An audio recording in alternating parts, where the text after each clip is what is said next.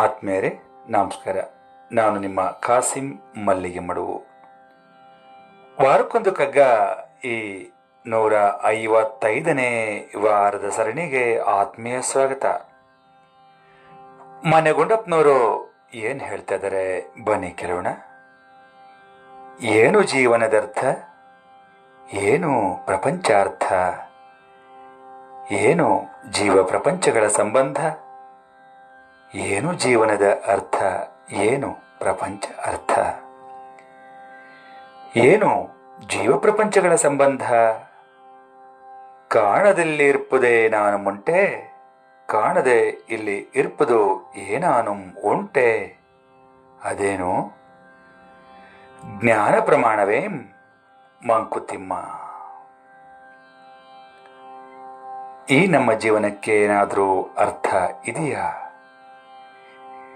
ಈ ಪ್ರಪಂಚಕ್ಕೇನಾದರೂ ಅರ್ಥ ಉಂಟಾ? ಈ ಜೀವಿಗಳ ಮತ್ತು ಈ ಪ್ರಪಂಚದ ಸಂಬಂಧವಾದರೂ ಏನು? ನಮ್ಮ ಕಣ್ಣಿಗೆ ಕಾಣದೇ ಇರುವ ಯಾವುದೋ ಒಂದು ಶಕ್ತಿ ಏನಾದರೂ ಇದೆಯಾ? ಇದೆ ಅನ್ನೋದಾದ್ರೆ ಏನದು? ಅದು ನಮ್ಮ ಜ್ಞಾನದ ಪರಿಧಿಯಿಂದ ಮೀರಿದ್ದ? ಹಾಗಿದ್ರೆ ಅದೇನು ಅಂತೇಳಿ ಮಾನ್ಯ ಗುಂಡಪ್ಪನವರು ತಮ್ಮ ಭಾವನೆಗಳನ್ನು ಇಲ್ಲಿ ವ್ಯಕ್ತಪಡಿಸಿದ್ದಾರೆ. ಸ್ನೇಹಿತರೆ, ನಾವು ಹೊಡ್ತೇವೆ, ಬೆಳಿತೇವೆ, ಬದುಕ್ತೇವೆ, ಒಂದು ದಿನ ಸತ್ತೋಗ್ತೇವೆ. ಈ ಎಲ್ಲದಕ್ಕೂ ಏನಾದರೂ ಅರ್ಥ ಇದೆಯಾ? ನಾವು ಈ ಹುಟ್ಟು ಸಾವಿನ ಮಧ್ಯ ನಮ್ಮ ಜೀವನದಲ್ಲಿ ಜ್ಞಾನದ ಜೊತೆಗೆ ಪ್ರೀತಿ, ಪ್ರೇಮ, ರಾಗದ್ವೇಷ ಇತ್ಯಾದಿ ಭಾವನೆಗಳನ್ನು ಬೆಳೆಸಿಕೊಳ್ತಾನೆ ಇರ್ತೇವೆ.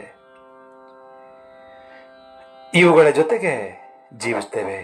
ಈ ರೀತಿಯ ಜೀವನಕ್ಕೇನಾದರೂ ಅರ್ಥ ಇದೆಯಾ? ನಮ್ಮ ಕಣ್ಣಿಗೆ ಕಾಣದ ಆದರೂ ಈ ಎಲ್ಲವನ್ನೂ ನಿಯಂತ್ರಿಸುವ ಬೇರೆ ಯಾವುದಾದ್ರೂ ಶಕ್ತಿ ಇದೆಯಾ? ಇದೆ ಅನ್ನೋದಾದ್ರೆ ಅದರ ಸ್ವರೂಪ ಏನು?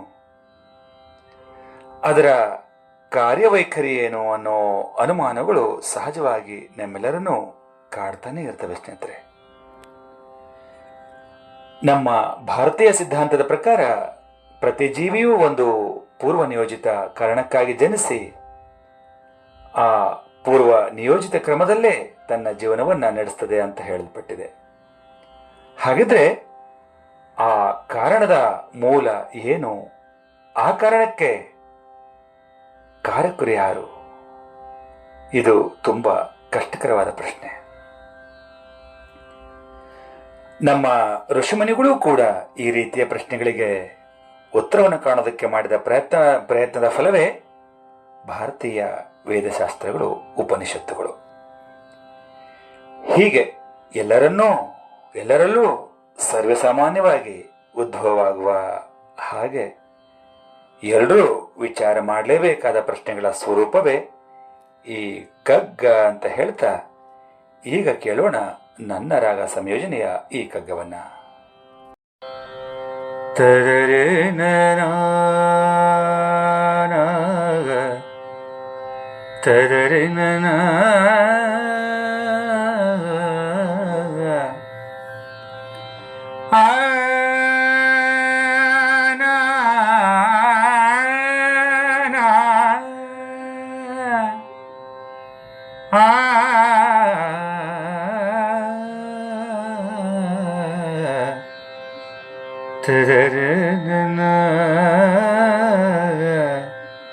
ತರರೆ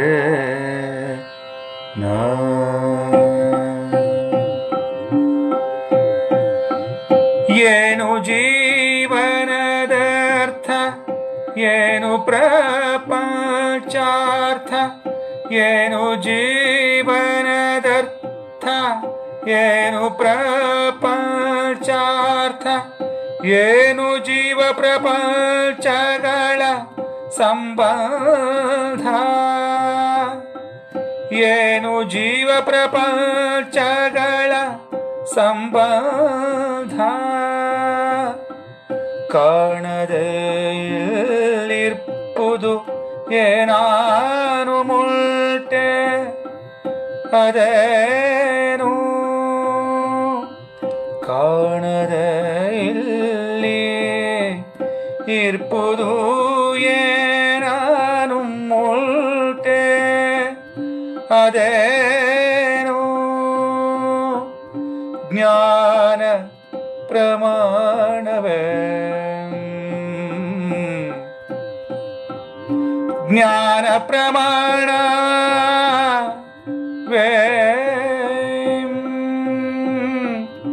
ಮಂಕುತಿಮ್ಮ ಮಂಕುತಿಮ್ಮ ಮಂಕುತಿಮ್ಮ ಜ್ಞಾನ ಪ್ರಮಾಣವೇ ಮಂಕುತಿಮ್ಮ ಮಂಕುತಿಮ್ಮ ಮಂಕುತಿಮ್ಮ.